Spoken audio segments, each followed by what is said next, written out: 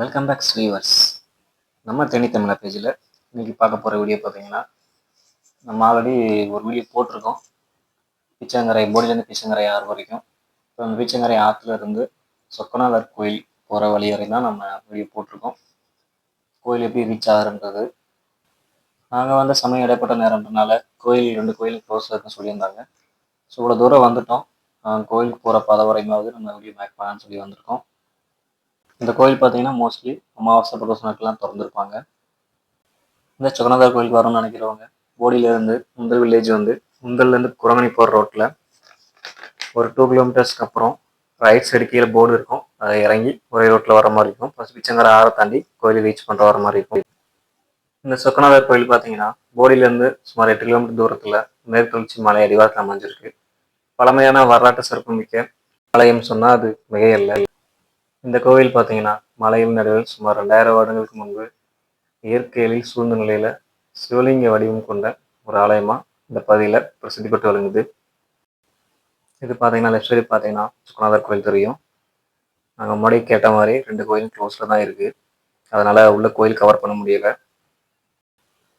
இந்த கோயிலானது ஆகம முறைப்படி இயற்கை சூழல் அமைந்துள்ள இச்சிவாலயம் சதுரகிரி வெள்ளியங்கிரி சுருளி மலைக்கு ஒப்பான மலைவனமும் மலையும் சூழ்ந்த ஒரு கோயில் அமைஞ்சிருக்குன்னா வெயில்ல. நீங்கள் பார்த்தீங்கன்னா தெரியும், அப்படியே ஃபுல்லாக கிளைமேட் சேஞ்சு சாரல் மலைத்துளிகளாக நம்மளை இந்த இயற்கை சூழலில் அருமையாக வரவேற்கிறது. இந்த கோயில் பார்த்தீங்கன்னா நம்ம போடி ஜமீன் கட்டுப்பாட்டிலையும் பராமரிப்புலையும் இருக்குது. அமாவாசை பிரதோஷ நாட்களில் சிறப்பு வழிபாடு நடக்குது. திருவண்ணாமலைக்கு அடுத்து மலை அடிவாரத்தில் அமைஞ்ச சிவன் கோயிலாக நம்ம இந்த கோயிலை சொல்லலாம். சிறந்த ராகுகேது பரிகார தலமாகவும் கால சர்ப்ப தோஷம் நாகதோஷம் திருமட்டரை நீங்கும் தலமாகவும் இந்த கிழச்சொக்கநாதர் கோயில் திகழ்ன்றது சொன்னால் மிகல. நம்ம சேனலுக்கு இப்போ தான் புதுசாக வீடியோ பார்க்குறீங்கன்னா நம்ம சேனலை சப்ஸ்கிரைப் பண்ணுங்கள், லைக் பண்ணுங்கள், ஷேர் பண்ணுங்கள், உங்கள் ஃப்ரெண்டுகளுக்கும் சொல்லுங்கள். நம்ம full and full Theni surroundings cover பண்ணிகிட்ருக்கோம். இப்போ கோயில் க்ளோஸாக இருக்க டைம்னால இந்த இடத்துல போக்குவரத்து இல்லாமல் இருக்குது. அதே நீங்கள் அமாவாசை பிரதோஷம் அந்த மாதிரி சமயங்களில் வந்தீங்க அப்படின்னா இந்த லைனில் வந்து கண்டிப்பாக வந்து மக்கள் நடமாட்டம் அதிகமாக இருக்கும். கோயிலுக்கு வர்றவங்க போகிறவங்க வெளியூர்லேருந்து நிறைய பேர் வருவாங்க. அதிகமான போக்குவரத்து லைனில் பார்க்கலாம். இந்த இயற்கை சூழலில் வண்டியில் ட்ராவல் பண்ணுறதே ஒரு தனி அனுபவம் சொல்லலாம். இந்த அனுபவம் உங்களுக்கு கிடைக்குன்னா நீங்களும் ஒரு டைம் இந்த தளத்துக்கு விசிட் பண்ணி பாருங்கள். இந்த ரூட்டில் ட்ராவல் பண்ணி பாருங்கள். நல்ல ஒரு சிறந்த அனுபவத்தை கொடுக்கும்.